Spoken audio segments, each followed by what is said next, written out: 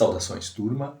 Vamos então ao modelo de raciocínio do planejamento de produção da empresa fictícia. Nesta aula, nós vamos nos concentrar na elaboração do plano mestre de produção e no cálculo do MRP, ou seja, o plano de montagem, submontagens do produto, bem como o plano de compras. Tá? Então, para quem já viu os vídeos que eu deixei nos estudos independentes, fez uma revisão lá do conteúdo da gestão da produção, acredito que o que eu estou falando faça sentido. Mas, mesmo assim, se porventura alguém não viu isso ainda, ou não se lembra mais, ou mesmo com os vídeos não conseguiu captar, então, por favor, concentre-se nessa explicação que é a chave de tudo. Bom, pessoal, aqui nós temos o planejamento de produção da empresa fictícia. Ele está aqui como proposto, eu vou ir preenchendo aos poucos, tá? Mas ele também está aqui resolvido, aqui, tá? Então toda a explicação aqui está já resolvida. Eu vou estar puxando alguns dados aqui por questões de produtividade para a gente acelerar o processo. Então a ideia é que eu esteja transitando entre uma aba e outra. Mas nós vamos tentar fazer aqui como se vocês estivessem fazendo do zero e eu vou explicando então os conceitos, as formas e tudo mais para que vocês se sintam seguros. Pessoal, a dica principal é a seguinte: o que eu fizer aqui, para quem já recebeu a planilha e já está com todos os dados do ERP do Marcão, terá amplas condições de fazer a mesma coisa lá na planilha que serve de base para a entrega final de vocês. Ok? Então, isso é o ponto mais importante. Tá? Seguindo aqui, tu consegue fazer lá. Tá? Isso depois vocês vão discutir no grupo, aprofundar e tudo. De repente vai ter uma outra situação um pouquinho diferente, mas em geral é o mesmo caminho. Bom, pessoal, então tá aqui, ó. Essa tabelinha aqui representa o pedido do cliente. Tá? Então, neste nosso exemplo da empresa fictícia, o pedido do cliente prevê para a semana 4, 1.720 unidades. Para a semana 3, 3.440 e para a semana 9, 1.720. A empresa fictícia aqui, pessoal, ela é uma empresa realmente assim genérica. Ela produz qualquer coisa. Ela produz um produto que depois vocês verão é decomposto em subcomponentes. Então a gente podia estar falando aí de uma fábrica de ferramentas, uma fábrica de equipamentos cuja montagem é mais simplista, tá? Não tem tanta coisa assim, né? Não passa perto aqui de uma indústria automobilística. Mas o que for feito aqui serve de base para qualquer tipo de empresa. A diferença é que, à medida que a empresa vai ficando mais complexa, o produto vai ficando mais complexo, é óbvio que daí não dá para fazer isso em planilha de Excel, não dá para fazer isso manualmente. Por isso que a gente tem software. Mas compreendendo todo o raciocínio para este tipo de empresa mais simplista aqui, vocês conseguem raciocinar para qualquer outro também. Tá, pessoal? Então, o pedido total é de 6.880 peças, tá? E aí tem uma restrição aqui de caráter financeiro, ó, para assegurar a melhor oferta.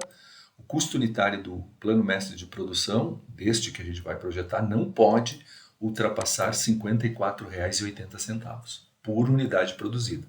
O que significa isso? Vocês sabem, né? Olha como tudo aqui se conecta com todas as coisas que vocês já estão estudando na administração e na engenharia. As empresas trabalham com um orçamento. Esses orçamentos nada mais são do que projeções de demanda que as empresas têm. Em cima disso, eles fazem um cálculo retroativo para ver, puxa, se a gente vender tanto no ano que vem, a gente vai gastar em matérias-primas, em mão de obra, em energia tanto. Né? Então isso aí tudo depois, numa projeção, compõe os custos unitários do produto. Já estão calculados aqui. Né? O ERP já calculou isso. Então esse aqui é um dado que já existe, vocês não precisam nem pedir por ele. Né? Ele já existe lá no caso do alto-falantes também. Tá? O setor financeiro, ou o módulo financeiro do ERP já fez essa conta, te extraiu do orçamento o que é possível gastar, calculou os custos unitários e deu no máximo tanto. Com isso aí, eles sabem que botando mais margem, mais impostos, a empresa tem um preço competitivo neste mercado, neste cliente. Então ela tem grandes chances de ganhar o pedido mantendo esse custo aí e preservar a margem de lucro dos acionistas e tudo mais. Tá? Então, é isso que quer dizer essa parte. Então, por favor, não me peçam nada relacionado à demanda e aos custos unitários, porque vocês já têm um outro exercício Quem não pediu ainda, agora que eu vou dar uma série de dicas, né? Então vocês já vão ter uma ideia do que deve ser pedido, ou ainda falta para ser pedido. Então, em cima disso, você já tem um guia melhor. Quem não fez nenhuma solicitação ainda, talvez vai ter que dar mais uma navegada, mais uma pensada e juntar as peças, montar o quebra-cabeça. E aí sim, de posse do que nós vamos passar aqui, fazer então as deduções, realizar as solicitações de dados e aí sim passar a calcular aqui quando ganhar a planilha. Então, isso aqui já está dado. Não precisa solicitar, tá? Não me peçam previsões de venda, não me peçam nada nesse sentido, porque a previsão de venda é um pedido certo já, tá? Ok? Que é o que está aqui. Bom, pessoal, se lembrem do livro A Meta. Tudo tem restrições. E as primeiras com as quais a gente se preocupa são as restrições de capacidade produtiva. Essas restrições estão atreladas ao meu maquinário, à minha mão de obra, enfim, a estrutura que eu implementei para poder fazer a minha produção. Aqui é a mesma coisa. Então, a gente tentou dividir, subdividir em itens e subitens aqui para didaticamente poder ficar mais fácil de compreender toda a sequência. Então tá aqui, pessoal. Restrições de capacidade. Tem vários tipos de restrições, tá? Essas aqui são as de capacidade, tá?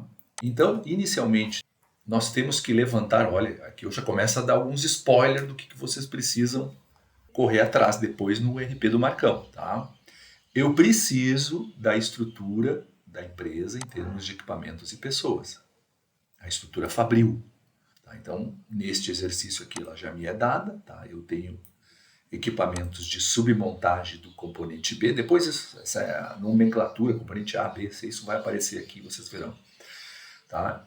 E tenho linhas de montagem final. Submontagem de B, linha de montagem final. Submontagem de B, eu tenho um posto de trabalho, onde trabalham 2 operadores no máximo, por equipamento. Tá? Então eu tenho, na verdade, um equipamento e naquele equipamento trabalham 2 operadores, um de cada lado. Tá? Vamos dizer que fosse uma linha e que tenha postos de trabalho de cada lado. Muito bem. Na linha de montagem final, eu tenho 2 equipamentos, 2 linhas, na verdade, e em cada linha, que é o número máximo de operadores por equipamento, em cada linha dessas 2 trabalham 3 operadores. Tá? Então, só aqui você já vê, né? São ao todo 6. São 2 linhas, cada um com 3. Então, ao todo 6 estão trabalhando aqui. Tá? Muito bem. Agora, pessoal, essa parte em branco a gente tem que calcular, porque esses dados aqui já me levam a esse tipo de cálculo.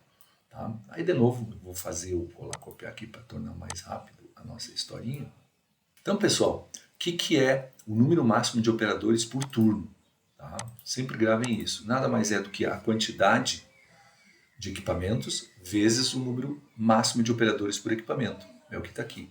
Tá? Então, no nosso caso, para a submontagem do componente B, eu preciso fazer o cálculo 1 vezes 2. Nada além disso. Tá? E no caso das linhas de montagem final, a mesma coisa. Só que agora eu tenho que fazer o cálculo 2 vezes 3. Aqui, 6. Tá? A gente já tinha deduzido isso antes. Porém, também eu tenho que saber o número máximo de operadores que eu posso contar, considerando que a empresa tem a sua jornada de trabalho, está aqui definida, vocês verão aqui para baixo, nas restrições legais, políticas e de procedimentos. Isso aqui representa as restrições que a própria empresa se impõe em função de políticas internas, de querer ficar bem com os funcionários, com o sindicato, com comunidade, aí tem um monte de outras coisas que até passam por ESG, né? Mas no nosso caso, a empresa pode operar até 2 turnos por dia. É uma restrição relacionada à jornada de trabalho proposta para esta empresa. Tá? Aqui tem mais um outro complemento, né? E a empresa tem uma jornada semanal de 5 dias por semana, ok? 8 horas por dia. Então é uma empresa, já dá para ver de antemão aqui, ó, que ela não trabalha aquelas 44 horas. Ela trabalha 40 horas por turno. Né? 8 vezes 5 dá 40 horas. Mas como trabalha 2 turnos, a empresa consegue até 80 horas na semana. Tá? Muito bem, então voltamos aqui, pessoal. Eu só tenho que buscar aquele valor lá. Observe, mais um dado importante, que é relativo à jornada de trabalho. Tá? E aqui nada mais é do que o 2, número máximo de operadores por turno, vezes o número de turnos por dia. Eu vou ter o número máximo total de operadores nesta submontagem de B. 2 vezes 2, 4. E aqui a mesma coisa. Eu pego os 6 operadores, que é o total por turno, vezes o número de turnos, que é 2. Tá? Total, 6 vezes 2, 12. Então, a minha linha de produção, a minha estrutura para esse tipo de produto, a empresa fictícia, ela comporta até 16 operadores, considerando os 2 turnos de trabalho. Ok? Tá, pessoal? Então, essa parte aqui é com vocês. Vocês têm que saber calcular lá na planilha da XYZ alto-falante também. Capacidade de produção semanal. Olha só, eu preciso primeiro da estrutura, isso aqui depois vai interferir, vocês vão ver esse número de pessoas na distribuição lá da mão de obra, que a gente chama planejamento de pessoal, para esse tipo de produção, né? Na prática, lá, a escala de trabalho, mas isso a gente resgata depois. Tá? Mais adiante a gente vai abordar esse assunto. Aí, pessoal, tendo o número de equipamentos, eu também alimento, aí sim, a minha capacidade de produção semanal. Depende da capacidade individual de cada um desses equipamentos que estão implementados, que estão instalados lá no chão de fábrica. Então, vamos ver isso. Ó, é a mesma submontagem de B, as mesmas linhas de montagem final. Aqui eu coloquei só 2 processos, né? Mas uma empresa real vai ter muito mais. Tá? Aqui não liguem para essas formulazinhas aqui que estão aparecendo, tá, pessoal? Que isso aqui eu automatizei a mudança dos dados do exercício. Se eu tiver que fazer uma prova, alguma coisa em cima, eu vou lá e mudo. Tá? Vale os números que vocês estão visualizando aqui, não se preocupem com esses dados iniciais aqui que tem uma formulazinha ali no meio. Tá? Se preocupem com a parte em branco aqui, que é essa que vocês têm que preencher. Agora, esse dado aqui é outro spoiler, né, pessoal? Tem que buscar. Se eu não tenho as capacidades por operador de cada equipamento, o que cada operador é capaz de fazer em cada equipamento, eu não vou adiante em termos de cálculo de capacidade semanal. Tá? Então, vamos lá. Então tá aqui, ó, pessoal. Capacidade por equipamento. Como aqui é capacidade por operador, para calcular a capacidade por equipamento, eu tenho que considerar os 2 operadores trabalhando. Tá? Então eu multiplico a capacidade por operador vezes o número de operadores por equipamento. Tá? Então é o 344 vezes 2, 688. Aqui a mesma coisa. Eu pego o 107,5, aqui uma média, né, pessoal? Aí pode, na média a gente pode ter número com vírgula, não tem problema. Tá? Eu pego então a capacidade por operador e multiplico pelo número de operadores novamente por equipamento. Tá? Então 107 vezes 3, eu vou ter 323. Aqui está arredondado, se a gente botar mais uma casa, para botar mais casa depois da vírgula, e não é muito bom no Excel, vai aqui em cima. Ó. Tá? Na verdade é 322,5. Vou deixar assim só para ficar mais visível. Tá?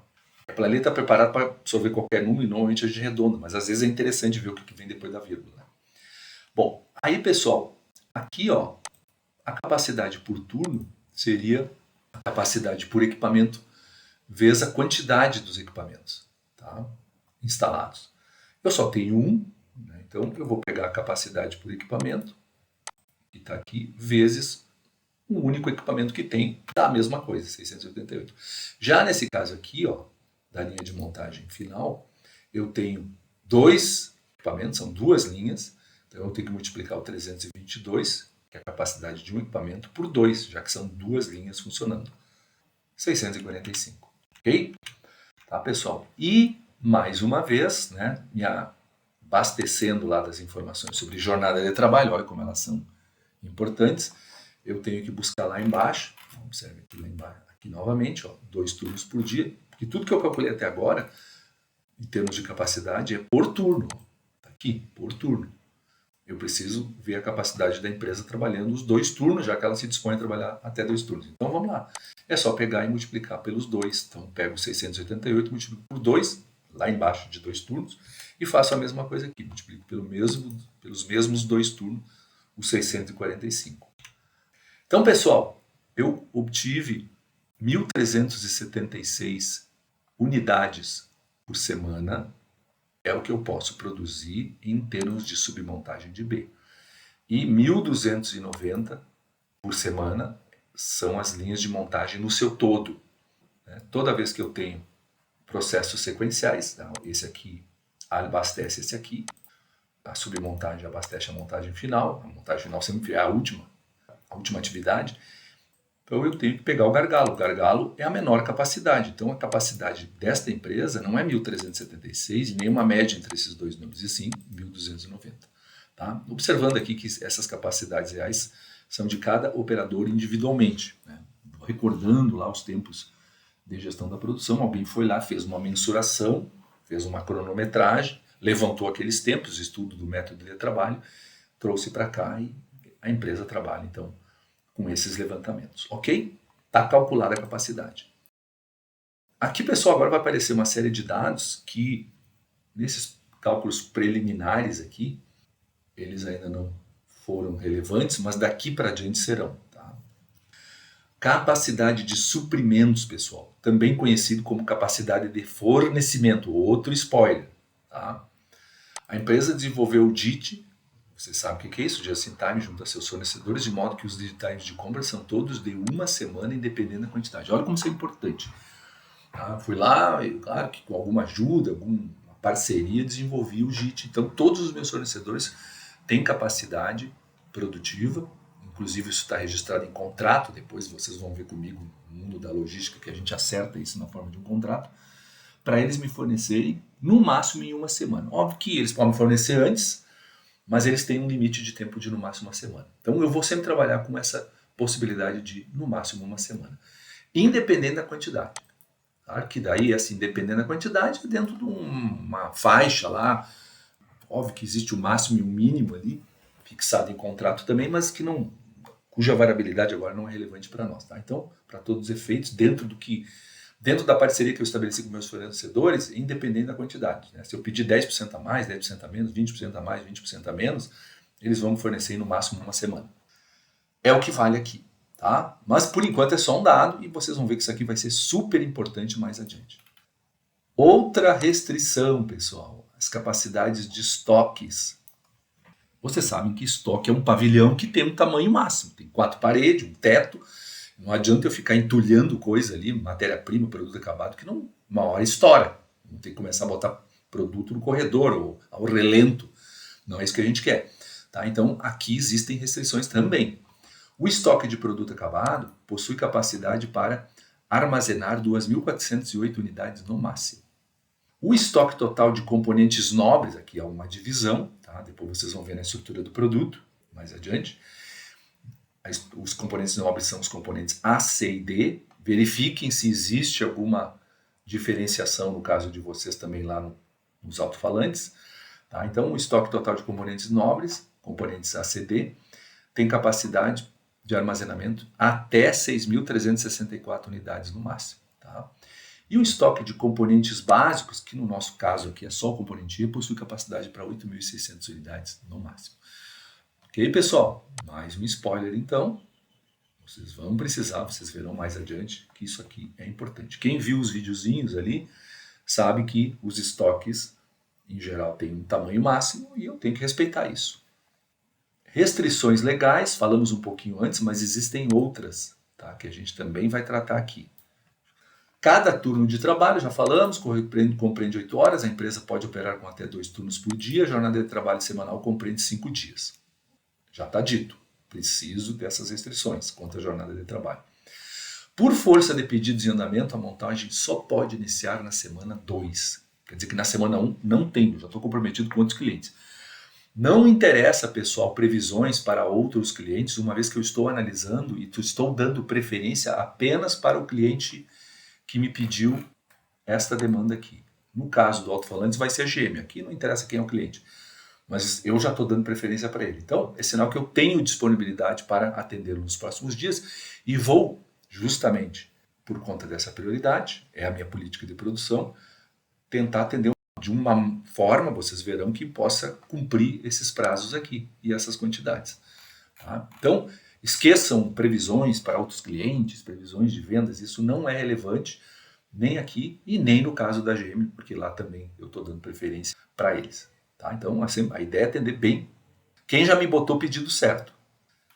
Bom, isso aqui vai ser importante. A manutenção preventiva dos equipamentos requer 3 dias de parada total na semana 8, que reduz a capacidade nessa semana para 40%. Observe, Aqui tem a ver com a gestão da confiabilidade que nós aprendemos. Eu não tenho como fazer manutenção preventiva nos equipamentos, lubrificação, limpeza, troca de peças de acordo com as horas de rodagem, né, da máquina e tudo mais. Eu não tenho como fazer isso sem parar a máquina. Tá? Então já está certo, semana 8, 3 dias na semana, então eu vou poder trabalhar só 2 dias, por isso que reduz para 40%. Mais uma restrição de manutenção. A empresa possui a certificação ISO 9001. Se os procedimentos da ISO forem descumpridos, a produtividade da mão de obra cai 10%. Esse é outro ponto importante, tá, pessoal? Nós vimos ali estudando a ISO, que é um modelo onde está tudo encaixadinho, uma coisa ajuda a outra. Se eu tiver, e estudamos também a gestão da qualidade total, se os procedimentos estiverem bem definidos, bem estruturados, as pessoas treinadas, sabendo o que tem que fazer, a tendência é que a coisa rode como um reloginho. É óbvio que a gente não vai ser utópico e dizer que vai ser 100% perfeito. Tem pequenos desvios, mas dentro de um grau de normalidade, eu vou ter alta qualidade com o máximo de produtividade. A partir do momento que o pessoal vacila no cumprimento dos procedimentos ISO, não faz manutenção, não contrata a pessoa certa, não dá treinamento na hora certa, não elabora plano de produção, não inspeciona a qualidade no momento e no ponto certo, aquelas coisas todas que a gente estudou, né? Desrespeitando isso aí, a produtividade com certeza cai. Avaliem se não existem restrições parecidas com essas no caso da alto-falantes. Pessoal, a gente estudou gerenciamento por diretrizes, olhem só, assim como eu convivo com restrições, eu também tenho metas, orientações que a gente chama de diretrizes. Vocês estudaram comigo gerenciamento por diretrizes, essa empresa trabalha com esta filosofia. Então, estão aqui algumas das principais diretrizes da empresa. A principal diretriz do presidente é o aumento da margem de lucro por meio da redução dos custos de produção. Então, ele tem uma meta, chegar a um X, que não vem ao caso quanto ao valor, porque nós não vamos aprofundar a questão financeira, mas se houvesse essa necessidade, o ERP teria que dar conta disso. Uma boa forma de reduzir custo de produção é aumento da produtividade. Então, eu já começo, né, a imaginar o que tem que acontecer aqui. Para atingir a meta anual de redução de custos, o gerente de produção comprometeu-se com o seguinte plano de ação. Olha, diretriz você sabe que pede meta e meta pede plano de ação. Tá? Então está aqui. Ó. O plano é implementar o JIT na montagem do componente B, permitindo que o acompanhamento de demanda praticamente peça a peça. A empresa entendeu que ali é um setor importante para ser trabalhado custos, ok? É um setor não gargalo, vocês estão vendo o componente B aqui, não é um setor gargalo, porém isso não quer dizer que ele não tenha lá seus custos e que a gente não possa trabalhar para reduzi-los. Tá? Então, se isso realmente forem custos variáveis, isso vai acabar tendo repercussão. Então, vamos implementar o JIT, é uma das diretrizes. Tá? Então, o acompanhamento da demanda, você se lembra, pessoal, é praticamente assim, peça a peça significa que eu produzi uma peça na submontagem, já despacho para a montagem final a peça que eu produzi e pego a próxima. Não fico esperando lotes, né? Não fico esperando encher um contenedor e tudo mais. O meu Kanban ali é peça a peça. Tá? Então, outro conceito importante que está sendo amarrado aqui. Tá? Isso aí exige, claro, treinamento, enfim, todo o planejamento, mas é uma das situações que estão nas diretrizes gerais da produção. Assegurar que ao final da 10ª semana o estoque de produto acabado seja menor ou igual a 26 unidades. Eu não quero ficar com grandes sobras nesse pedido. Até porque é um pedido, né, de repente, especial para um cliente que talvez eu nem consiga vender para outros. Tá? Então, o 26 aqui é o número que a empresa achou adequado, né, por alguma reserva técnica e manter. Tá? Mas observe que é um estoque baixo. Limitar o estoque médio de produto acabado em 860 unidades.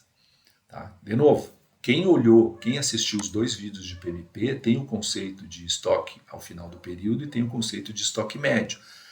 Principalmente a questão do estoque médio, ela pode ser traduzida em custos de armazenagem, cada peça armazenada, parada lá dentro, viajando dentro da empresa sem agregar valor, só de um lado para outro, ela tem seu custo. Tá? Isso tem que ser apurado.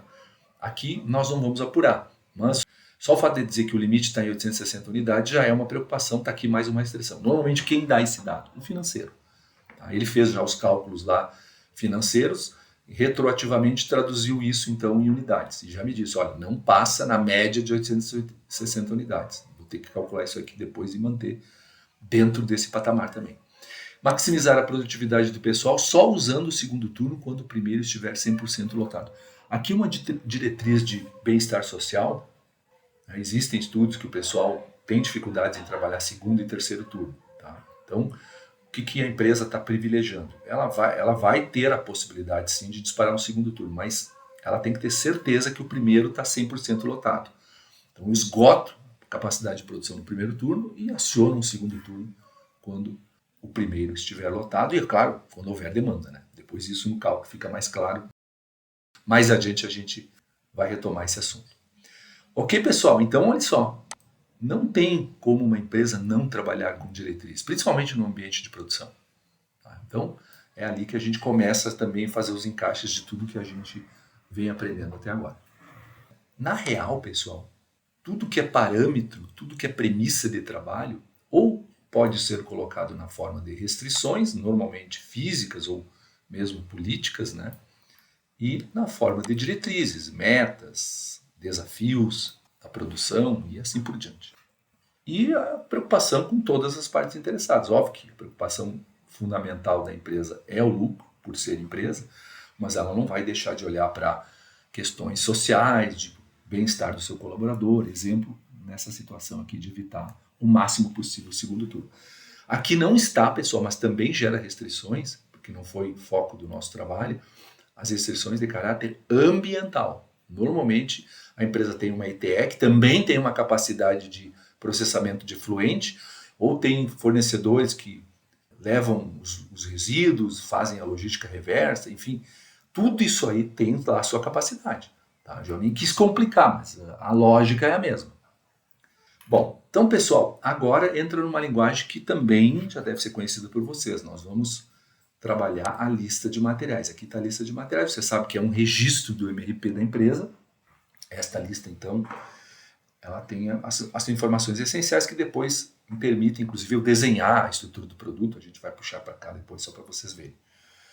Item número 100, descrição produto X, é o produto final, nível 0. Tá? Normalmente a gente começa a descrição com o nível 0. Tá? Então o nível 0 é o item número 10, é o produto X propriamente dito. Na estrutura ele tem quantidade 1. Tá? No nível 1 eu tenho o produto item 11, que é o componente A, também 1 apenas. Depois, ainda no nível 1, eu tenho o produto item número 12, o componente B, que a gente até citou lá em cima, também uma unidade. Depois nós vamos desenhar para ficar mais claro isso aqui. Tá? O produto B, relembrem lá da linguagem MRP, né? O componente B, ele abre para o nível 2 os componentes de código 121 e 122. Tá? No caso 121, a descrição é o componente C e eu preciso de 3 unidades neste produto. Já o item número 122, que é o componente D, eu preciso de 4 unidades. Fecha novamente, volta para o nível 1, fechou esse nível 2, volta para o nível 1, componente de código 13, é o E, eu preciso de 6 unidades. Tá? Pessoal, aqui eu vou antecipar o desenho do produto para não descolar muito essa explicação que eu dei para vocês da visualização, então, da estrutura do produto. Tá? Eu vou trazer ele para cá já desenhadinho, bonitinho. Tá? Se lembrem do que foi explicado no estudo independente do cálculo do MRP. Tá? O produto é o item mais alto na hierarquia, né, considerando aqui a árvore do produto. Então, o produto X ele é composto pelos componentes A, B e E. Para ele ser montado, ele precisa um componente A, não tem nada aqui na frente, então quando não tem é 1. Um componente B, não tem nada aqui na frente, também é 1. E 6 componentes E. Tá? Então, de repente, 6 parafusos ali que vão juntar a chapa A na chapa B e tudo junto gera o produto X. Estou dando um exemplo. Tá? Porém, o componente B, o subcomponente B, ele também precisa de uma pré-montagem, que pressupõe 3 componentes C e 4 componentes D. Tá? Então, eu junto 3 unidades de C mais 4 de D, com isso eu tenho o B. Tá? Então, esse aqui é o pai de todos, o A e o E não têm filhos, o B tem filhos, que é o C e o D. E o C e o D não têm filhos, tá? Então, comprado, comprado, comprado, comprado, montado, montado. Você sabe, né? Quando tem filho é montado, quando não tem filho é comprado. Tá? Então, essa estrutura também é interessante de desenhar para eu ter uma visão assim, de como é que se configura o meu produto X, no caso. Ok, pessoal? Então, de novo, ó, não confundam lista de materiais e quantidades que aqui estão como o que nós vamos ver agora com estoque. Não tem nada a ver. Isso aqui é o desenho do produto, é só uma lista que simboliza unitariamente, ou seja, para uma única unidade do produto X, quantos componentes eu vou precisar de componentes e subcomponentes, de matérias-primas, para poder fazer a montagem final dele. Tá? É isso aqui. Tá? Então é tipo a receita do bolo, como a gente fala lá na apresentação do MRP. Bom, pessoal, aqui, então, vocês já sabem de novo, ó, eu preciso disso aqui, senão não vou adiante. Né? Então, mais um spoiler. Também preciso disso aqui, os meus estoques para os vários componentes. Agora sim, o que eu já tenho em casa? O que está armazenado? Eu tenho produto X pronto? Tenho. 430 produtos prontos. Tenho componente A, B, C, D, E prontos? Só o B que eu não tenho. Né? O B, talvez pela política de trabalhar just in time, não faço muito estoque, está zerado. Mas sei trabalhar dessa forma com este subcomponente. Os demais eu estou trabalhando com algum estoque. Tá? Não vem ao caso agora como se chegou nisso aqui, isso aqui é sobra de produções anteriores ou política de produção para estoque da empresa, não vem tanto ao caso. O fato é que eu tenho que tirar a fotografia de como eu estou hoje. Estou desse jeito. Tá? Isso aqui é dado também, mais outro spoiler. Tá? No nosso exemplo aqui, o em mãos e o estoque, usaremos como sinônimos. Custos diretos, tá, pessoal? Esses valores também vocês vão precisar. Eu não vou valorizar muito agora nessa explicação, porque isso aqui vai ser mais relevante para o MRP2, que nós vamos calcular mais adiante. Não vai ser nessa explicação que eu vou aprofundar. Mas vocês vão precisar sim dessas informações, os custos unitários desses componentes, os custos de compra, tá? E os custos de pessoal. Um operador de montagem custa R$18 por hora, então essa informação vai ser importante mais à frente quando nós fizermos os custos de produção para ver se ficou dentro daquele limite aqui. Ó. Isso aqui tudo vai ajudar depois, né, a perseguir esses 54,80. Então, essa parte aqui, outro spoiler, vocês podem ir atrás, mas não será alvo de atenção neste momento. Aqui uma observação importante, ó. O custo dos compradores é absorvido pela despesa operacional, portanto não interfere no cálculo dos custos diretos de produção. Normalmente a estrutura de compras é uma estrutura fixa, né? Se eles comprarem muito, comprarem pouco, o salário deles tem que ser pago. Então, a gente leva isso lá para o mundo da despesa operacional, tá? Ok, já falei para vocês então da estrutura, pessoal. Então agora nós vamos para o nosso cálculo do plano mestre. Então, o que a gente faz, pessoal? Tá? Se lembrem dos exercícios PMP. Tá? A parte de estoque eu já deixo ela toda calculadinha aqui, na última linha. Tá? Então também vou puxar lá da parte final, já vou explicar como se calcula. Muito bem, então observem, né, pessoal, que enquanto eu não fizer nada, tá? Enquanto está tudo em branco aqui, eu não fiz nada, né? Tá? Vamos assumir isso, né? Não tem nada escrito, é sinal que eu não estou planejando fazer nada. Porém, eu já tenho estoque na semana zero. A semana zero é hoje, esse momento, quando eu recebi o pedido. A partir da semana que vem eu tenho a semana 1, 2 e assim por diante. Aqui está um horizonte de 10 semanas já proposto, porque o máximo que eu vou usar, de acordo com a demanda, é a semana 9. Tá? Botei uma semana a mais ali, porque tem uma diretriz aqui, ó, que não pode sobrar mais do que 26 unidades lá no final da 10ª semana. Tá? Então, já botei 10 semanas ali para compatibilizar. Pessoal, quando eu tenho, e é exatamente assim, não exatamente com essa lógica de cálculo, que o sistema tem um algoritmo muito mais inteligente que o meu aqui, tá? Mas a gente coloca, assim, o cálculo do estoque já pré-calculado. Olha só, na semana 0 é o C78, da onde eu tiro do 430. Aqui, ó, tá? Produto X, hoje eu tenho em casa 430 unidades. Bota lá, tá? Puxa daqui, vai para lá. É assim que funciona o MRP. Porém, se lembrando das formulazinhas, né, pessoal? Vocês têm isso lá nos vídeos. O estoque da próxima semana é o saldo da semana anterior, mais o PMP, que é o D116, menos a demanda. Tá aqui. Como não tem nada, né, fica a mesma coisa, vai ficar 430 eternamente. Se eu não tiver pedido mais durante as 10 semanas, esse estoque vai ficar lá. É lógico. Tá? Então ele já está calculado aqui. Próximo cálculo, mesma coisa. Saldo da semana anterior, mais o PMP, menos a demanda. Próximo. Saldo da semana anterior, mais o PMP, menos a demanda. E assim por diante, assim por mesma forma. Depois da segunda aqui, da semana 2 em diante, vocês podem fazer um colar, copiar aqui que já vai fechar. Tá? Se desse qualquer número diferente de 430 aqui, o nosso cálculo estaria errado. Aqui eu já deixei uma observação, ó. Restrição 40% da capacidade real em função da manutenção preventiva. Ok? Isso a gente tem que ter em mente. Então já deixei marcado ali, porque eu sei que ali eu vou ter. Façam a mesma coisa. Tá? Usem as técnicas que eu estou orientando vocês aqui, que vai ficar mais fácil. Já vou deixar pronto, pessoal, a média, né? Então, igual média. Aí eu já conto todas as semanas, inclusive a semana 0, a exemplo do que a gente viu nos nossos vídeos, nos estudos independentes. Então, claro, né? Tudo 430, meu estoque médio é 430 unidades. Aqui eu estou falando de produto X, produto acabado. Estou falando só desse aqui. Tá? Por enquanto eu estou nesse. Deixa eu só ver qual foi a restrição. Estou abaixo.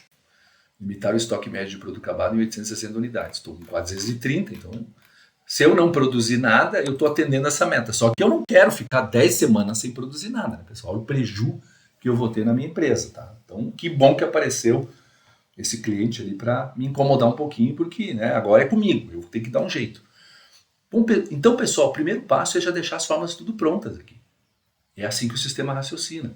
Ele consegue enxergar o que está dando certo e o que está dando errado, e vocês também, através da estratégia de cálculo que nós estamos levando a efeito aqui. Bom, pessoal, agora eu vou para outra ponta aqui. Eu vou para a ponta da demanda. Claro, né, pessoal? A demanda já existe. A demanda nada mais é do que o pedido do meu cliente. Eu vou botar 0 onde não tem demanda, né? Que nem nós temos aqui. Então, deixei as formulazinhas prontas. Ó, 0, 0, 0. O cliente quer 1.720 na semana 4. Por quê? Por conta disso aqui. Ele quer 3.440 na semana 6 por conta disso aqui e 1.720 na semana 9 por conta disso aqui. Todo o restante eu deixo 0. Tá? Então foi o que eu fiz.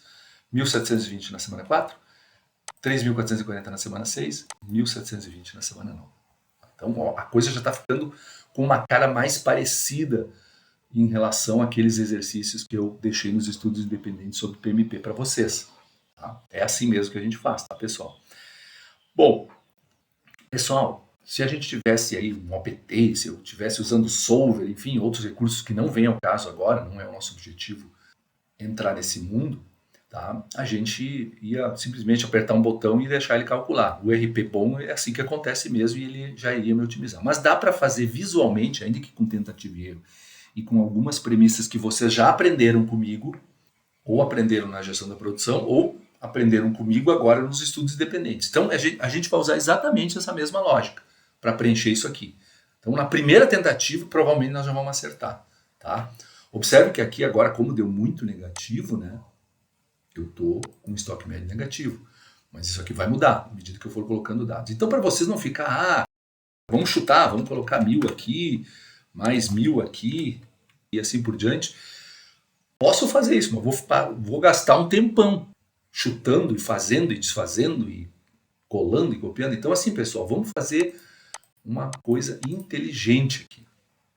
Se vocês se lembram do PMP do estudo independente, o que eu disse? Como é que a gente inicia fazendo o cálculo do PMP?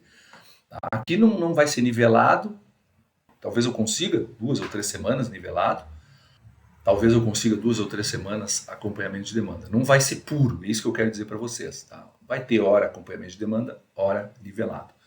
Tá? Mas não interessa para nós, o que interessa é a gente cumprir as restrições que foram colocadas lá em cima. Então vamos lá.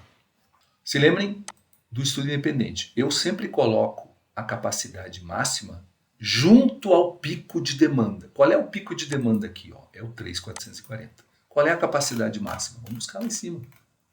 1.290. Não é o 1.376, hein? Aqui eu estou falando de produto final. a própria linha de montagem é o gargalo, tá? Então, mais razão ainda, né? 1.290. Então, eu vou colocar aqui, pessoal, de lá de cima, 1.290, porque é o máximo que eu consigo produzir. Tá? E agora eu vou vendo os negativos, vou monitorando os negativos para ver se eles começam a diminuir, tá? Principalmente nas últimas semanas aqui. Só voltando aqui, ó, estava em 6, para vocês verem o fenômeno acontecendo, estava em menos 6.450 de negativo. Você lembra que eu falei que os negativos são sempre o horror dos gerentes de produção, né? Então, quanto mais negativo estão as últimas semanas, está faltando mais produção aqui no PMP. Tá? Então, eu vou fazer esse cálculo agora, 1.290.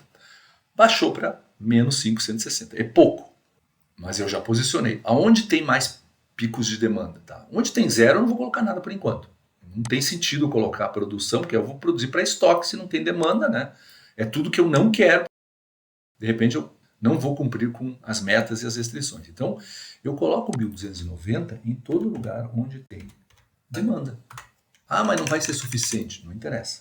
Depois eu completo as demais semanas. Olha só, já diminuiu bastante. Ó. Então, é certo que na semana 4 que eu tenho demanda, na semana 6 que eu tenho demanda e na semana 9 que eu também tenho a demanda, eu vou precisar de produção. Tá? Aqui a gente sempre se lembra, né? O cliente vai me retirar o produto lá no finalzinho da semana. Eu tenho que ter o produto entregue, disponível para o cliente no final da semana. Então essa demanda se concretiza lá no final do segundo turno, se tiver, da sexta-feira. Então eu também tenho a semana toda para poder trabalhar. Então a coisa vai casar. Só que observe que eu ainda estou devendo. Por quê? Porque as minhas capacidades produtivas não alcançam a demanda que está sendo exigida. Aí só tem um jeito, né, pessoal? Começar a produzir antes.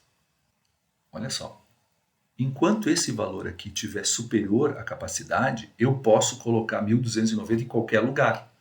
A hora que ele ficar inferior, a exemplo do que a gente viu no estudo independente, aí sim eu vou fazendo então esses ajustes finais. Então, eu ainda estou com, em termos de valor absoluto aqui, não, a gente sempre considera o valor absoluto, 2.580. É maior que 1.290? Sim. Então, a premissa sempre é dar conta dos pontos negativos. Tá? Eu ainda estou com um déficit bem grande aqui na semana 6 em diante, ó, tá? Que só piorou da semana 9 em diante. Então, como aqui tem o maior pico, né, eu sempre tento cercar o maior pico até dar conta dele, porque sanando ele, provavelmente os demais vão se sanar também. Então, o que a gente faz? Eu vou encostar aqui 1.290 um pouquinho antes. Tá? Então, na semana 5 eu já vou produzir na capacidade máxima. Ó, já melhorou. Observe, já melhorou, aqui já zerou, aqui tá tudo bem, precisei produzir para estoque, mas vou gastar, mas ainda estou no negativo. Observe, estou devendo no final lá 1.290. Significa que ainda dá para encaixar mais 1.290. O que eu poderia fazer aqui? Ó? Aqui eu não posso, né, pessoal, porque eu tenho uma restrição, então eu até vou evitar por hora trabalhar nessa semana. Poderia botar, mas só 40%, tá? Poderia botar na 7. Sim, mas eu ainda fico com um 860 negativo na semana 6. Então, quem sabe, vamos puxar mais um pouco a produção e antecipar, porque eu só não posso produzir na semana 1. Tá? Até vou botar um 0 aqui, porque já é restrição. Posso botar 1.290 aqui? Opa, melhorou geral. Observem que eu estou botando 1.290 aqui, tá? Vou gerar um certo estoque, que vai me incomodar um pouquinho. Aqui também, aqui bem mais, porque eu continuo, né, produzindo. E aí vou ter uma demanda forte na semana 6, continuo produzindo no mesmo ritmo e volto a ficar com 430 de estoque. Vou manter esse estoque sem produção até a semana 8. Na semana 8, eu junto esse estoque com o que eu vou produzir, que é o 1.290, e atendo então a demanda final. Está aqui uma solução. Não tem solução única, pessoal. Tem a solução que atende às restrições. Vamos ver se com esse critério que eu adotei, a gente cumpre as restrições. Vamos ver. Aí a gente tem que voltar lá para cima. Bom, o primeiro deles aqui, né? A primeira grande restrição é não passar do limite de capacidade. Não passou. 1990. Deu até um nivelado aqui com... Vou botar 0 nos outros, né? Aqui está tranquilo e aqui está tranquilo. Tá? Então, fiquei Da semana 3 até a semana 6, um nivelado, tem uma breve interrupção na semana 7 e 8 e volto a produzir na semana 9. Claro, né, pessoal? À medida que o tempo vai passando, vão surgindo novos pedidos que vão, teoricamente, preencher essas lacunas aí, esses zeros que estão aqui, né? Tá? Mas isso não nos interessa neste momento. Tá? Vamos ver as restrições. Então, restrição de capacidade, ok. Estoque médio, qual era o limite lá em cima? 860. Eu estou com 746. Beleza, tá dentro. Tá? Tinha mais uma restrição aqui, tinha mais uma diretriz, se não me engano. Ó. Assegurar que ao final da 10ª semana o estoque de produto acabado seja menor ou igual a 26 unidades. Deu zero. Tá? Então tá, é inferior, tá? Melhor ainda, não sobrou nada. Tá? Só temos um problema aqui, pessoal. Na semana 5, eu estou com um estoque de produto acabado de 2.580 unidades. Havia também uma restrição quanto ao estoque de produto acabado. Vamos ver lá em cima? O estoque de produto acabado possui capacidade para 2.408 unidades no máximo. E lá embaixo eu estou com 2.580. Então, pessoal, esta solução, ainda que ela cumpra a maior parte das minhas restrições, eu acabei não resolvendo a questão do limite de estoque de produto acabado. Bom, então, pessoal, tem que resolver isso aqui. Se eu tenho um acúmulo de estoque na semana 5, só tem um jeito de eu corrigir isso. Atenuando a produção, ou seja, o fator gerador de muito estoque na semana 5, eu vou ter que atenuar nas semanas anteriores. Tá? Então, é o que nós vamos fazer. Não tem uma única solução. Então, vou fazer mais uma tentativa aqui. Observe, tá? A gente vai tentando, enquanto aparecer um negativo ou um estouro do limite de estoque, eu vou atuando. Eu vou me basear, então, no excedente da semana 6. Posso ter menos estoque? Sim, pessoal. Se a gente olhar aqui a semana 6, ó, ainda está sobrando 430.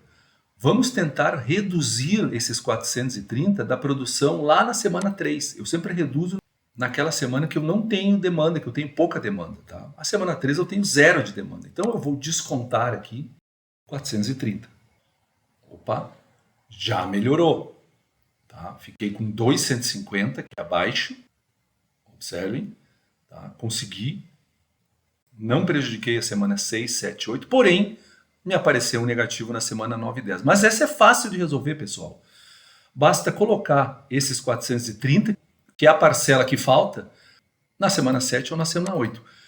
Como eu sempre opto por colocar o mais próximo do pico de demanda, eu vou colocar aqui 430. Pronto, acabei de zerar a situação. Ah, mas tu colocou na semana que tem manutenção. Sim, mas está dentro da capacidade. A capacidade da manutenção é 40% da capacidade real, que no meu caso aqui, tá, pessoal? É o 0,40 vezes a capacidade dos 1.290, que dá 516, tá? Então, estou com sobras ainda aqui, né? Eu poderia ir nessa semana 8, ainda que com restrições da manutenção, até 516. Estou ocupando 430, que é o que me interessa. Ou seja, voltei àquela situação confortável, onde eu consigo enxergar agora a solução para todas as restrições. A demanda é atendida, não ultrapasso a capacidade de 1.290, respeito a semana da manutenção, com 430, abaixo, portanto, dos 40%, que é o limite, e o estoque de produto acabado também é respeitado, onde eu atinjo um máximo de 250. O restante está tudo ok. E ainda melhorou muito mais ainda o meu estoque médio, claro. Como havia um valor mais exagerado aqui na semana 5, isso estava aumentando, ajudando para aumentar o meu estoque médio. Como eu consegui baixar, achei um arranjo mais otimizado ainda, cheguei no 547. Tá, pessoal? Então, importante aqui, ó, levar em conta que, embora eu não tenha uma resposta única, eu vou perseguindo o resultado que atende todas as restrições ao mesmo tempo. Como eu já falei, os softwares com OPT, com sistemas otimizados, eles conseguem fazer uma sequência de cálculos e me fazem esse arranjo até com mais restrições. Tá? Mas nós não temos ainda esse algoritmo tão complexo aqui na nossa planilha. Então, o algoritmo é o RP do Marcão aqui, ou de vocês individualmente, que vai tentando até produzirem o melhor resultado possível, respeitando todas as restrições. Esse é o nosso trabalho. Muito bem, pessoal. Então, observem, olha como otimizou a situação.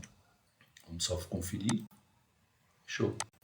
Então, vai ter um acompanhamento de demanda entre a semana 3 e a semana 4, um nivelado até a semana 6, depois zero, não precisa fazer nada, um acompanhamento de demanda nas semanas 8 e 9. Tá? Então, observe que é difícil ter a situação pura, mas tem a situação que atende integralmente às restrições com o mínimo de custos. E um dos elementos importantes a ser observado é esse aqui. Ó.